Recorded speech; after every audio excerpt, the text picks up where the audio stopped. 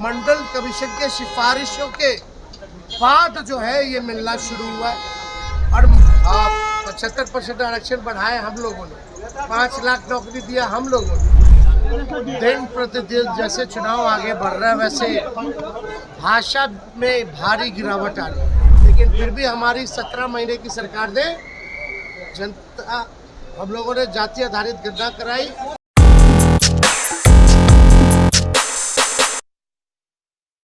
नमस्कार, निष्कर्ष भारत देख रहे हैं आप। आपके साथ मैं स्नेहा गुप्ता। बिहार में चुनावी माहौल के बीच प्रधानमंत्री नरेंद्र मोदी 10वें दौरे पे बिहार आ चुके हैं। लगातार जनसभा कर रहे हैं और लगातार लोगों के बीच उतर रहे हैं, लेकिन बिहार में आरक्षण का जो मुद्दा है वो लगातार तुल्प करते हुए नजर आ रहा है। जहाँ एक तरफ भारतीय जनता पार्टी कहती है कि हम आरक्षण तो देंगे, लेकिन किसको देंगे ये पहले हम डिसाइड करेंगे, उसके बाद ही कुछ और बात करेंगे। लेकिन आरक्षण की बात करें तो दूसरी तरफ अगर हम महागठबंधन की बात करें तो महागठबंधन लगातार मुस्लिमों के आरक्षण की बात कर रहा है, तो दूसरी तरफ एनडीए जो है वो अति पिछड़ा समाज के लोगों के आरक्षण की बात कर रही है। और इसी को लेके प्रधानमंत्री नरेंद्र मोदी ने कहा है कि हमें ये बताने की लोगों को ज़रूरत नहीं है कि क्या हमें करना चाहिए और किस तरीके से हमें काम करना चाहिए। लोगों को पता है कि हमने क्या किया है और किस तरीके से हमने इतने सालों में काम किया। अब तेजस्वी यादव का इस पे बड़ा बयान सामने आ गया है। तेजस्वी यादव क्या कुछ कह रहे हैं, पहले आप इस वीडियो पे नजर डालिए। तेजस्वी जी मोदी आए हुए हैं आज बिहार दौरे पर है और वो कह रहे हैं कि आप लोग को वोट बैंक के लिए पूछना भी करना पड़े तो करें, हम लोग आरक्षण के साथ। प्रधानमंत्री का दिन प्रतिदिन जैसे चुनाव आगे बढ़ रहा है वैसे भाषा में भारी गिरावट आ रही है और ऐसी भाषा वो बोल रहे हैं जिससे उनके समर्थकों को भी अच्छा नहीं लग रहा।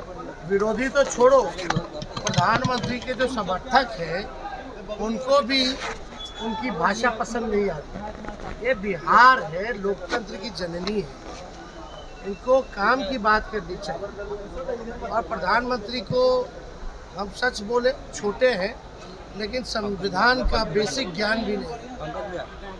ये लगातार कह रहे कि आरक्षण खत्म करें। जरा प्रधानमंत्री से पूछिए कि हमने लगभग 5 बार पत्र लिखा जाति आधारित गणना कराने का पूरे देश भर में।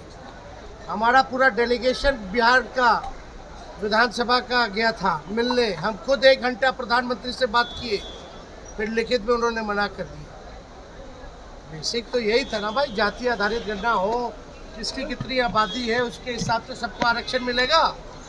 तो उन्होंने तो मना कर दिया, लेकिन फिर भी हमारी 17 महीने की सरकार ने जनता हम लोगों ने जाति आधारित गणना कराई और 75% आरक्षण की सीमा बढ़ी। मोदी जी से हम पूछना चाहते हैं कि कोई भाजपा शासित राज्य बता दो जहाँ 75% आरक्षण है। यहाँ आके झूठ बोलने से काम चलने वाला नहीं है। ये बिहार है, बिहार के लोग सामाजिक रूप से बड़े जागरूक समाज है, पॉलिटिकल लोग हैं यहाँ।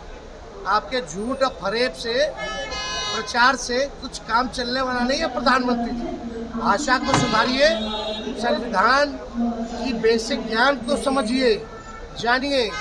ये वही मोदी जी है ना जिन्होंने आरक्षण को जो है ख़त्म करने का प्रयास किया था सुप्रीम कोर्ट में सॉलिसिटर जनरल खड़ा करके।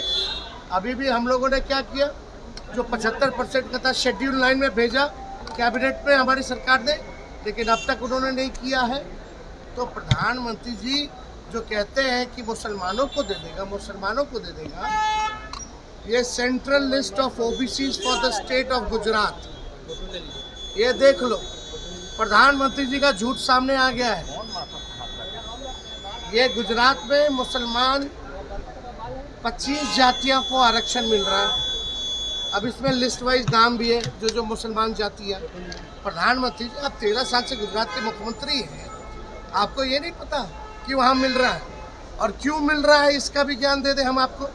मंडल कमीशन के सिफारिशों के बाद जो है ये मिलना शुरू हुआ है। और मंडल जब आया था तो आप जो आरक्षण विरोधी यात्रा में अडवाणी जी के साथ सारथी बने हुए थे, तो आपके तो धमनी में ही आरक्षण विरोधी है। प्रधानमंत्री के धमनी में ही आरक्षण, ओबीसी, एससी, एसटी का विरोध है। ये सच्चाई है। ये लोग क्या पाठ पढ़ाएंगे हम लोगों को? बताओ, 75% हम लोगों ने बढ़ाया कि नहीं बढ़ाया? अगर आप लोगों के पास नहीं है पत्रकार भाई, तो थोड़ा ये ले करके थोड़ा पूछो भाजपा वाले लोगों से। और ये मोदी जी को हम पहुंचा देंगे, लिखित में भेज देंगे। जैसे 5 बार पहले हम चिट्ठी लिखे हैं, इस बार फिर हम लिख करके उनको हम बता देंगे। वो उनको ज्ञान होना चाहिए। वो कह रहे हैं नीतीश कुमार आपके लिए ही, परिवार के लिए ही रोशनी जलता है, बाकी सब जगह अंधेरा ही होता है। हाँ, 75% आरक्षण बढ़ाए हम लोगों ने, 5 लाख नौकरी दिया हम लोगों ने मानदेय हम लोगों ने बढ़ाया, स्वयं सहायता समूह का हम लोगों ने पॉलिसीज बनाई, तो सबके लिए ना। प्रधानमंत्री के पास विचारे हो चुके हैं, कुछ बचा नहीं है बोलने को।